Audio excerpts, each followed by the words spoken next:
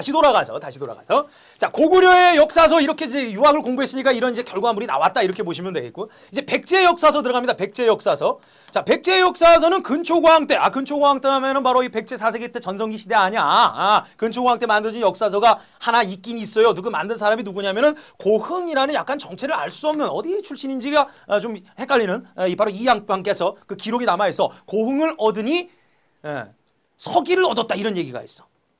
이 서기는 과거에 그 중국의 유명한 암나하는 그 배우 중에 한 분이셨죠? 그분이 아니고, 자, 고흥이라는 사람께서 썼다고 하는 서기. 뭐 이건 역사서가 아니다. 뭐 이런 얘기도 있는데 일단은 뭐 정설로 역사서로 굳어져 가는 것 같아. 서기라는 역사서를 이제 저술하게 됩니다. 고흥이라는 양반께서 근초고왕 때, 근초고왕 적어야겠다. 근초고왕 때. 그리고 이 신지보고는 영양왕 때, 영양가 높은 영양왕 때 만들어진 이제 역사책이 되는 거예요. 그러니까 백제도 역시나 유학을 공부해가지고 유학자 손에 의해가지고 이제 역사서가 또 이제 저술이 된 거죠. 그리고 신라 들어갑니다. 신라도 역시나 역사서가 있어요. 누가 서술했냐면은 그 우상국을 정벌한 이사부 장군이 이거 합시다 해가지고 거칠 것이 없는 누가 왔어? 거칠부라는 양반을 중심으로 해서 이 양반 이거 잘 써가지고 승진했다. 바로 국사입니다. 외우기도 쉬워. 국사라는 역사책을 저술하시게 됩니다. 언제냐? 이때가 진흥왕이구나. 그럼 진흥왕은 신라의 어느 왕이냐? 전성기를 이끌었던 왕이 되는 거죠. 자, 그렇다면 공의 역사서 속에서도 이 유학도 역시나 지배층의 이제 통치 질서 확립에 도움이 되고 또한 역사서를 저술한 나름대로의 어떤 목적을 우리가 발견할 수 있는 거 아니야. 목적. 똥망치가 학원에도 풀렸어요? 똥망치 강의가 학원에서도 나오나? 그렇지. 그렇겠지. 자, 역사서 왜 저술했을까? 역사서 나름대로 목적이 있어. 왜? 어디서 우리가 힌트를 볼 수가 있어? 왕으로부터 벌써. 자, 고구려 비록 이제 광개토 시절, 장수왕 시절 지나갔지만 영양왕 때 중국의 수나라와 맞짱을 뜰 정도로 국력이 강했던 시절이었습니다. 백제의 고흥 근초광 시절 전성기였죠. 뭐 말해서 못하겠습니까? 신라의 진흥왕 역시나 신라의 전성기 때. 그렇다면 공의 역사서가 저술한 시기는 바로 어디야? 삼국의 전성기 때가 되는 거죠. 그렇다면 역사서를 저술한 목적이 무엇일까? 목적. 역사서 왜 썼을까? 목적이 있어서 유학이 들어왔고 목적이 있어서 역사서가 만들어진 거야. 그 목적은 왕권 강화지 뭐. 뭘 그래. 왕권 강화야. 왕권 강화. 왕실의 권위를 높이고 그리고 또한 이를 역사서를 편찬하게 되면은 보통 그 역사서 그 왕조의 시작은 뭐 어디서부터 출발합니까? 주로 알 아니면 하늘 아니야? 신의 아들로부터 출발할 거 아니야? 그렇게 되면 바로 뭡니까? 그 나라의 왕실의 권위가 상승된과 동시에 국력을 과시할 수가 있는 거지. 그러니까 이 목적으로 이제 만들어졌다. 이것을 이제 우리가 한번 슬쩍 덮여놓으면 우리가 좀 까먹을 일이 조금 별로 없지. 그럼 전성기 때였구나. 그러니까 역사서 전성기. 그럼 삼국의 왕들이 머릿속에 이렇게 조금씩 체계가 잡히겠죠. 들락날락 하십니다. 됐나요? 오케이. 자, 이렇게 여러분들 따져주시고요. 여기서는 이제 한번 터져줘야 될 것이 있습니다. 자, 유학 어떤 학교가 있었느냐? 아직까지 뭐 신라에서는 구체적으로 학교 이름 안 나왔지만 더 중요한 것은 바로 뭐냐? 어떤 역사서가 있었느냐라는 거 여러분들 머릿속에 담아두시고요. 그리고 여기서 이제 붙여질 수 있는 질문에 현재 이것이 남아져가지고 우리는 그 당시의 역사를 상세하게 알 수 있다라는 문제가 나왔다. 그럼 어떻게 돼? 거짓말이야. 뻥이야. 왜? 전해지지 않습니다. 전해지지 않아. 삼국사기에 그냥 잠깐 언급되어 있을 뿐이죠. 아쉽게도 전해지는 책이 아니다라는 것도 알아두시면 되겠습니다. 자, 이렇게 해서 삼국시대 사람들의 이제 사상을 관통했던, 생각을 관통했던 불교와 도교와 유학에 대해서 알아봤고요. 이제 여기에 이제 붙여가지고 기타 등등을 알아보면 되는 거지. 자, 결과적으로 이런 불교, 도교, 이런 유학 결국 사람의 생각의 문제입니다. 이 생각. 그렇다면 삼국시대 사람들의 생각에 조금 더 살을 더 붙여가지고 과연 이 사람들 죽음에 대해서 어떻게 생각했을까? 너 너무 이건 크게 나가는 거다. 자, 다시 한번 돌아와서 아이고 그냥 붙일 말이 없네.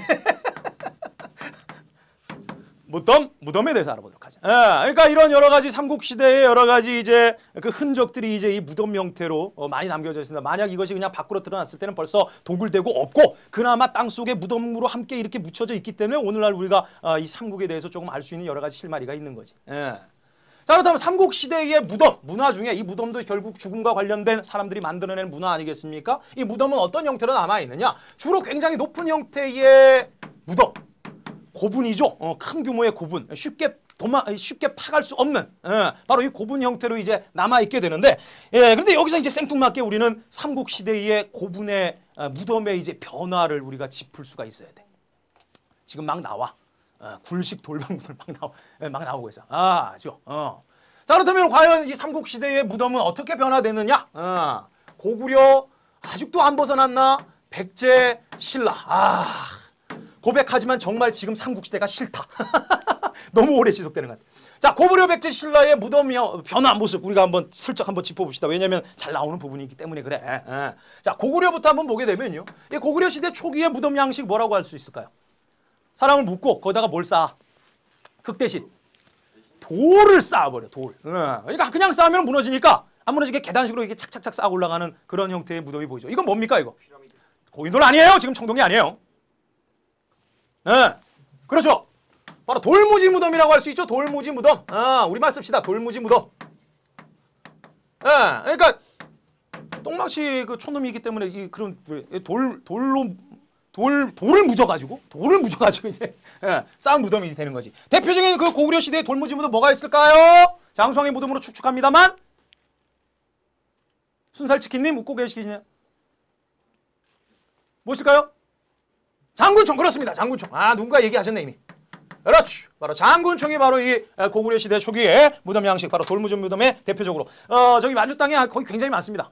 굉장히 많이 널려 있는 것 중에 이제 이 장군총이 굉장히 유명하지. 자, 그다음에 이제 이 장군총이 돌무지 무덤 양식이 이제 색다른 형식으로 이제 중국의 영향을 좀 받아가지고 중국의 이제 무덤 양식을 벤치마킹해가지고 이제 굴을 파기 시작해. 땅에 파는 것이 아니고 직접 이제 입식으로 굴을 만들죠. 요 무덤이 바로 무엇이냐면 굴식 돌방 무덤이라는 거를 만들어줘요. 그러니까 이제 고구려 시대가 넘어가게 되면서 초기의 돌무지 무덤이 이제 굴식 돌방 무덤으로 이렇게 바뀐다라는 거 아주 기본적인 겁니다. 여러분들께서 알아두시면 되는데, 굴식 돌방 무덤은 무슨 말일까? 그러니까 굴을 판 거야. 굴식으로 이제 이 돌을 널빤데기를 이렇게 붙여가지고 방을 만드는 거지. 방. 입구와 함께 방을 만들어가지고 여기다가 이제 시신을 안치하고 여기다가 이제 봉분을 세우고 들락날락할 수 있게 하는 거야. 들락날락. 이게 바로 굴식 돌방 무덤입니다. 돌무지 무덤은 아예 그냥 돌로 그냥 확실하게 착착착 고여가지고 쟁여놨고, 이 굴식 돌방 무덤은 들락날락할 수 있게, 서서 들락날 할 수 있게. 그러니까 벽이 있고 천장이 있다 보니까 여기에는 주로 이제 벽화 같은 것을 이제 많이 그렸지. 벽화 같은 거. 여기에 묻힌 사람들의 이제 일상의 그 모습들을 벽화로 남기기도 했고, 또한 뭐 나중으로 넘어가게 되면서 이제 도교의 영향을 받아서 이제 그때부터는 사신도가 유행하게 되는데, 그러니까 이제 뭐 이런 거지. 굴식 돌방 무덤 이제 누가 돌아가셨어? 그럼 이제 찾아가는 거야. 사람이 들어가가지고 이제 아이고 어떻게 오셨어요? 아이고 돌아가셨다는 얘기 듣고 돌아왔습니다. 찾아왔습니다. 그렇습니다. 바쁘신데 와주셔서 고맙습니다. 그래, 무덤에서 지내시기 어떠신가요? 뭐 살기 괜찮습니다. 뭐 껴묵거리도 좀 묻혀 있고 뭐 가끔 노비와 첩도 좀 묻어주는 것 같고 뭐 그래가지고 뭐 잘 지내고 있습니다. 이런 대화가 가능한 거지. 그러면 그러면 무덤에서 편히 쉬십시오. 내일 다시 들리겠습니다. 그래가지고 나갔다가 이제 그 다음날 들어오니까 아무것도 없어. 다 도굴된 거지. 굴식 돌방 무덤의 그 단점이라고 할 수 있는 것이 벽화만 남기고 그냥 벽화까지도 뜯어가는 경우도 있는데 그냥 싸그리 그냥 도굴 당했습니다. 도굴. 싸그리 도굴. 왜? 들락날락하기가 너무 쉽기 때문이죠. 자, 그 이후에 다른 나라에서도 굴식 돌방 무덤 나타납니다. 어쨌든 굴식 돌방 무덤의 어떤 형태, 대략적인 형태 여러분들 살펴주시고요. 여기에서 이렇게 바뀌었다. 고구려 알아두시면 되겠고. 자, 그리고 이제 백제 한번 들어갑니다. 백제의 무덤 양식의 변화는 뭐 한성시대, 웅진시대, 뭐 사비시대 이렇게 구분할 수 있는데 거기서는 그냥 대충 버무려가지고 오늘 그냥 하죠. 자, 백제 하면요 어떠냐. 백제도 처음에는 돌무지 무덤이었어. 고구려랑 비슷하죠? 왜냐? 백제를 세운 사람이 고구려 사람이니까. 그렇죠. 고구려에서 내려왔으니까. 그래서 백제 초기에 한성시대는요 고구려와 유사한 문화가 이어지게 됩니다. 실질적인 백제의 고유한 문화하면은 고구려한테 얻어맞고 쫓겨난 웅진시대 때부터 이제 중국 문화와 섞여가면서 이제 백제의 찬란한 문화가 이어지게 되는 거죠. 그러니까 한성시대 초기의 백제 시대는 고구려와 비슷한 무덤 양식이 존재할 수밖에 없는 거죠. 자, 대표적인 비슷한 무덤 뭐가 있었습니까? 고구려 장군총과 똑같은 형태의 돌무지 무덤인데 규모는 약간 작아. 하지만 계단식으로 쌓아 올린 건 똑같아. 뭡니까? 서울의 석천동. 그렇죠. 여기까지만 적겠습니다. 석천동 돌무지 무덤이 있겠습니다. 여기 역시나 백제도 돌무지 무덤으로 시작되는 거야. 자, 그러다가 이제 시간이 지나면서 역시나 바로 뭡니까? 이 백제도 이제 중국 스타일의 영향을 받게 되면서 바로 무엇을 바뀝니까? 이제 웅진 시대로 넘어가게 되면서 굴식 돌방 무덤으로 다시금 그 스타일이 바뀌게 되는 거죠. 그런데 이 웅진 시대는 이 굴식 돌방 무덤 관계 플러스 중국의 남조와 교류했던 흔적이 남아있지. 벽돌 무덤도 있지 않나? 정답입니다. 시암성. 정답입니다. 바로 벽돌 무덤. 그렇죠. 벽돌 무덤 하면 그 주인공까지 우리가 알 수가 있어. 제대로 보존이 됐기 때문에. 어느 왕입니까? 무령왕릉이죠. 중국의 영향을 받은 중국 스타일의 벽돌 무덤도 함께 백제 웅진 시대 때부터 등장하기 시작합니다. 그렇게 알아두시면 되고요. 그리고 나중에 이제 사비로 천도하게 되면서 이러한 형태의 무덤 양식이 사비로 들어가게 되면서 사비를 들이니까 큰 돈을 못 쓰겠네. 그래가지고 조금 소규모의 굴식 돌방 무덤이 이제 등장하게 됩니다. 뭐 결국 이렇게 되어버렸는데 어쨌든 초기의 한성시대 돌무지 무덤, 웅진시대의 굴식 돌방 무덤 플러스 벽돌 무덤, 사비시대로 넘어가게 되면서 사비를 들여야 되니까 소규모의 굴식 돌방 무덤이 생겨났다. 그렇게 여러분들 알아주시면 되겠습니다. 미스터 플라워님 벌써 들어오셨네요. 유영 안녕. 유영님. 형님 안녕하세요. 네, 고맙습니다. 자 이제 신라 들어갑시다. 신라의 고분. 신라 고분 뭐가 있을까? 신라. 그러니까 그 천마총이 무슨 무덤이냐고. 약간 독특한 무덤 하나 등장해. 이거 잊어버리면 안 돼. 이거 중요해. 그래 노란색 들어가요. 노란색.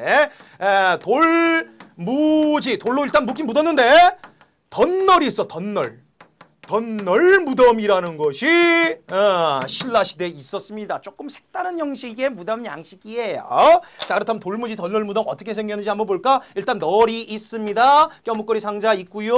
그런데 여기에다가 이제 덧널 나무 판자로 덧대. 그러니까 작은 형태의 이제 관 하나를 더 만든 다음에 여기다가 뭘 갖다 놓냐면 돌을 얹어. 돌을 얹어. 이 돌이 엄청나요.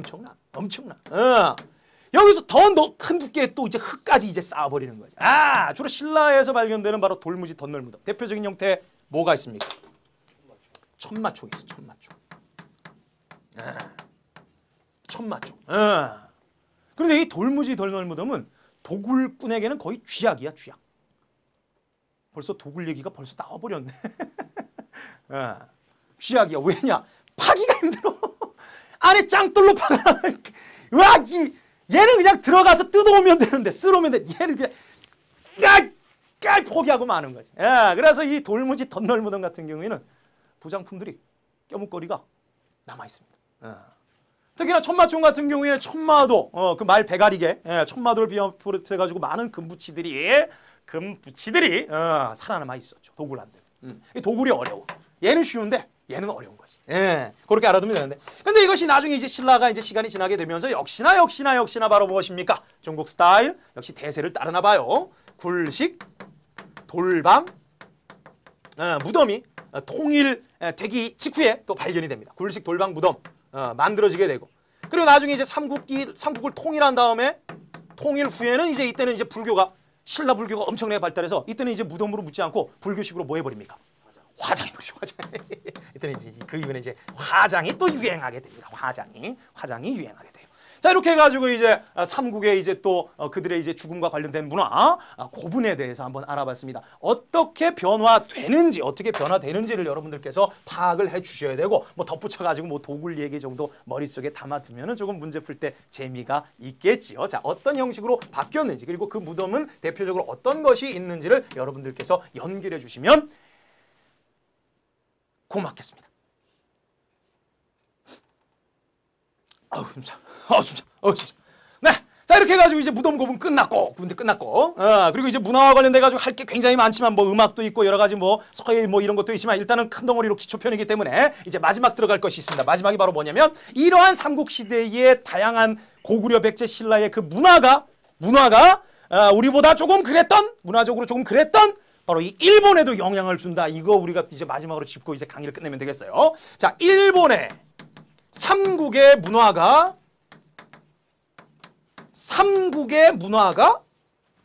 전파되었다. 그렇다면 이 전파라는 것은 결국 누군가 갔다라는 얘기인데 일본에 가가지고 문화를 전파한 삼국시대 인물 정도 떠올려주면 게임 끝나는 거지. 그렇습니까? 자, 그래서 한번 떠올려 볼까요? 자, 일본의 문화를 전파한 고구려 역시나 또 나온다. 지겨워. 오늘만이야 이제. 자, 고구려 백제 신라의 이제 사람들 중에 일본에 가가지고 이제 호류사 금당벽화 나옵니다. 네. 지금 마구마구 올려주고 있어요. 예. 자, 첫 번째 고구려부터 한번 보자. 자, 고구려 사람인데 고구려부터 들어가면 안 돼. 왜냐하면 이 결국 이 일본은요 백제로부터 먼저 그 문화의 영향을 많이 받죠. 그러니까 백제 먼저 하겠습니다. 백제. 자, 백제에 가가지고 문화를 떨쳤다. 그래서 백제의 그 뭐 야마토 정권 이어가지고 아스카 문화 영향을 줬던 나라가 있지. 바로 백제의 찬란한 문화 아니겠어요? 누굽니까? 백제. 첫 번째 등장하는 거. 아직 안 갔냐? 아직 기다려. 아직기. 아직기라는 분. 아직기라는 분. 이분께서 일본에 뭘 갖다 주십니까? 한자 전해줍니다. 한자.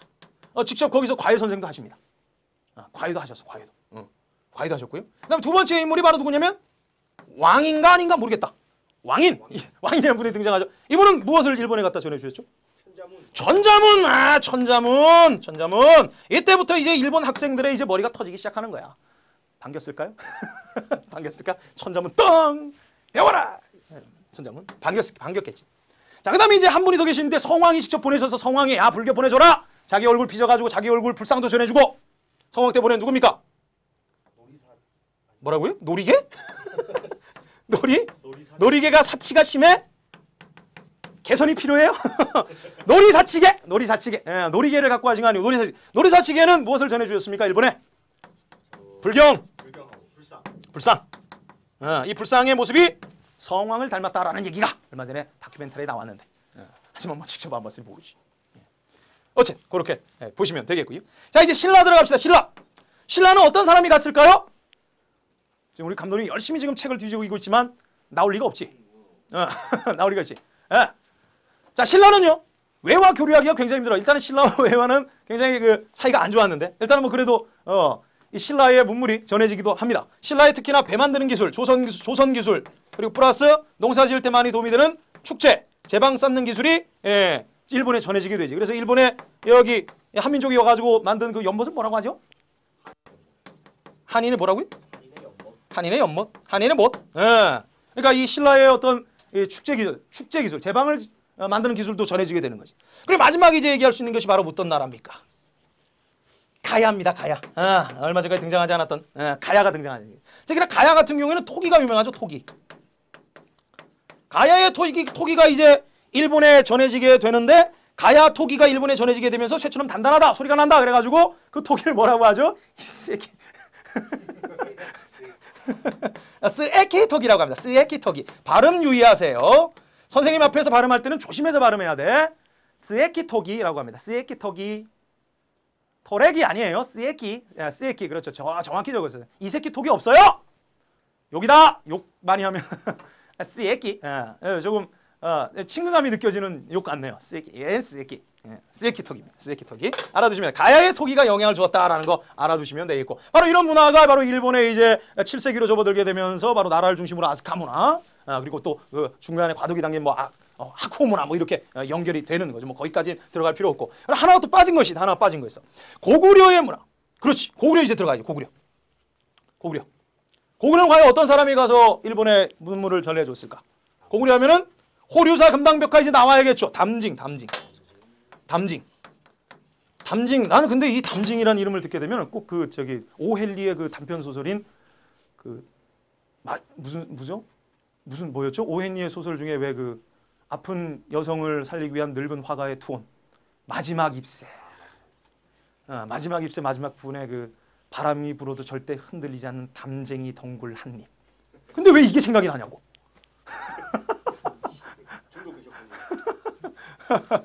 어쨌든 자, 담징이라는 분 지금은 승려입니다. 승려 스님이시고요. 이 스님께서 직접 일본에 가셔가지고 가셨는데 뭘 싸들고 가? 밀반출한 게 뭐예요? 종이하고 먹이야 먹. 종이하고 먹을 가져다가 주신 거지. 게다가 그것을 활용하는 방법까지 해가지고 지금의 일본의 흔적이 남아있죠. 일본의 호류사 굉장히 화려한 절이죠. 여기에 금당 부처님을 모신 금당에 벽화 호류사 금당 벽화 담징이 그렸다. 알아두시면 되겠습니다. 자, 그리고 또 어떤 분이 가십니까? 이분은 이제 직접 가져가지고 이제 일본의 불교 문화를 꼽혀온 쇼토쿠 태자의 스승이 되셨는데 누굽니까? 김혜자 씨? 해자라는 분, 고구려의 해자라는 분 기억나죠? 해자. 일본의 불교 문화를 꼽히었던 쇼토쿠 태자 선생 스승! 아, 대접 많이 받았겠네. 야, 이런 분이 계시고. 또 한 분 더 계시는데 누굽니까? 누구라고요? 한 분 더 계셔. 한 분 더 계셔. 해자. 해관. 이분께서는 뭘 하셨어요?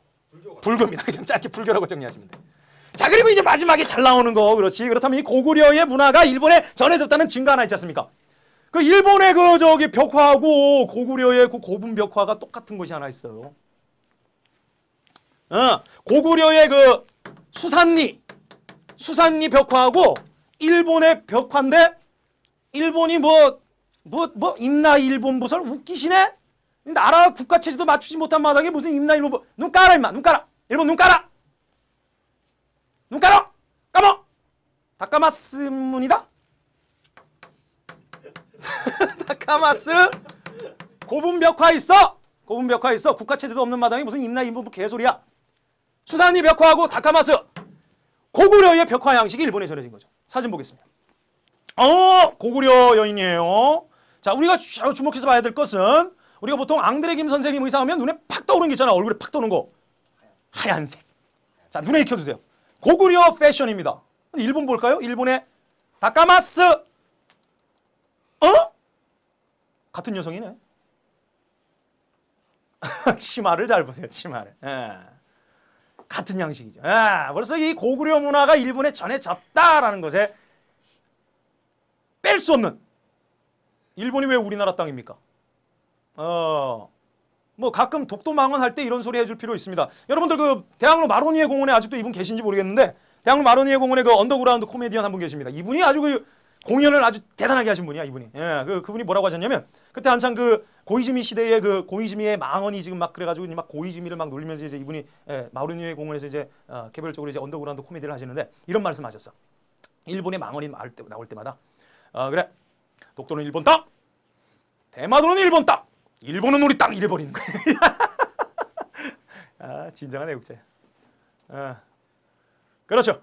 어쨌든 뭐 이제는 뭐 오랜 시간이 지났고 우리가 역사적으로 배우는 것이지만요. 하지만 근래의 그 역사에 대한 반성이 없이는 절대 우리와 절대 가까워질 수 없는 나라입니다. 반성하지 않는데 우리가 뭐. 자, 어쨌든 이렇게 해가지고 이제 우리 삼국시대 문화가 일본에 전해졌다는 것을 알 수가 있는 거죠. 이것도 어떻게 보면 굉장히 잘 나옵니다. 특히나 이 수산리 벽화하고 이 눈 다카마스 이 벽화에 대한 어떤 비교, 구분, 그리고 어떤 나라의 어떤 사람들이 일본에 가서 어떤 문화를 전해줬느냐, 그리고 일본의 아스카 문화, 학고 문화에 영향을 줬다, 뭐 이렇게 연결하는 문제가 나올 수가 있는 거죠. 기본적인 지식을 갖추는 시간이었고요. 이 지식을 이용해가지고 더욱더 살을 붙여서 똥망치를 뛰어넘어서 엄청난 유례없는 한국사의 능력을 갖춰 주시기 바랍니다.